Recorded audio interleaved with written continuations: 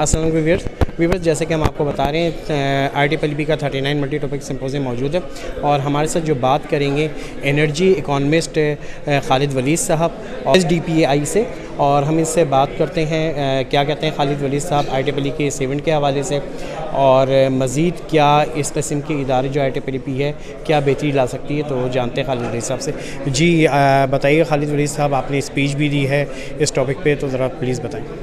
देखें, पाकिस्तान का जो एनर्जी सेक्टर है, पावर सेक्टर, उसके मसाइल बड़े गंभीर हैं, बड़े कॉम्प्लेक्स हैं।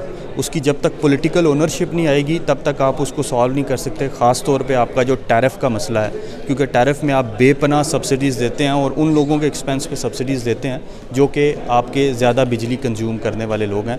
तो आपने टैरिफ को रैशनलाइज़ करना है, उसके लिए आपको पॉलिटिकल ओनरशिप चाहिए, और पॉलिटिकल ओनरशिप के लिए आपको इस तरह के फोरम्स जो है वो डेवलप करना, स्टेक होल्डर्स को एक जगह पे लेके आना ताकि गवर्नमेंट उस इनपुट को यूज़ कर सके और एक रैशनल लॉन्ग टर्म डिसीजन ले सके। ये बड़े ज़रूरी हैं। तो मेरी भी जो तकरीर थी, जो स्पीच थी, वो इसी पे फोकस थी कि किसी तरीके से हमें इकॉनमी को एनर्जी के साथ लिंक करना है और इन दोनों को पाकिस्तान की जो इन्वायरमेंटल प्रॉब्लम्स है उसके साथ लिंक करना है। तो इस तरह के प्लेटफॉर्म्स जो हैं वो गवर्नमेंट को एक ऐसी रेलेवेंट टारगेटेड इनपुट जो है वो देते हैं जो कि आप लॉन्ग टर्म के लिए यूज़ कर सकते हैं।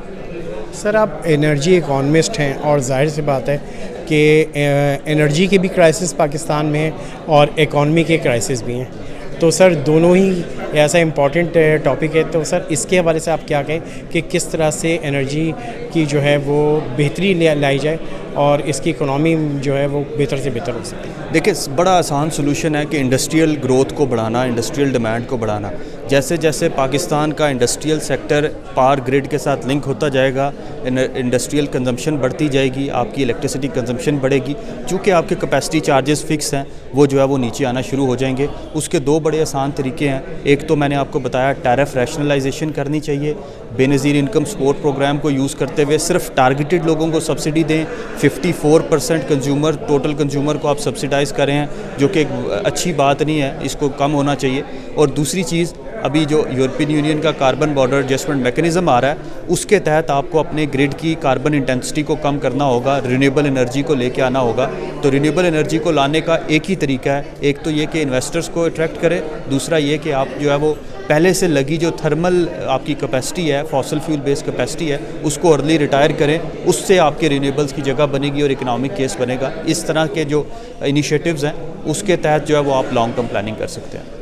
अच्छा सर, रिन्यूएबल एनर्जी की आपने बात की है, तो सर आप क्या समझते हैं कि इंडस्ट्री लेवल पे तो चलें किसी हद तक रिन्यूएबल एनर्जी पे कन्वर्ट हो जाते हैं लोग, लेकिन आम रेजिडेंशियल लोग जो हैं वो इसको अफोर्ड करना उनके लिए मुश्किल होता है। तो आप इसके बारे में क्या कहेंगे? देखें, अगेन मैं आपको वही बात बताऊंगा कि पाकिस्तान में रूफटॉप सोलर का जो रेवोल्यूशन आया है वो अभी तक सिर्फ़ और सिर्फ एक तबके तक महदूद है, वो लोग जो उसको अफोर्ड कर सकते हैं। अब चूँकि उसकी प्राइसेस कम होती जा रही हैं, आप जो है वो उन लोगों को भी सब्सिडाइज रेट्स पे सोलर पैनल्स दे सकते हैं जिनको आप ऑलरेडी सब्सिडी देते हैं। तो किसी तरीके से अगर गवर्नमेंट ये जो बजटेड सब्सिडीज़ हैं इसको रैशनलाइज करती है और इसको रीओरिएंट करती है कि आप हर महीने उन लोगों को, प्रोटेक्टेड कंज्यूमर्स को सब्सिडी दें, एक ही दफ़ा आप उनको सोलर पैनल पे सब्सिडी दें और उनसे वो सब्सिडी जो है वो हर महीने देनी पड़ती है, वो वापस ले ली जाए, तो फिर आप जो है वो एक लॉन्ग टर्म प्लानिंग कर सकते हैं। इससे माशरे में इक्विटी भी आएगी, लोगों को सस्ती तवानाई भी मिलेगी, और जो पाकिस्तान का एक एनॉमली वाला एनर्जी कंजम्पशन है जिसमें रेजिडेंशियल का शेयर बड़ा ज़्यादा है और इंडस्ट्री का शेयर बड़ा कम है,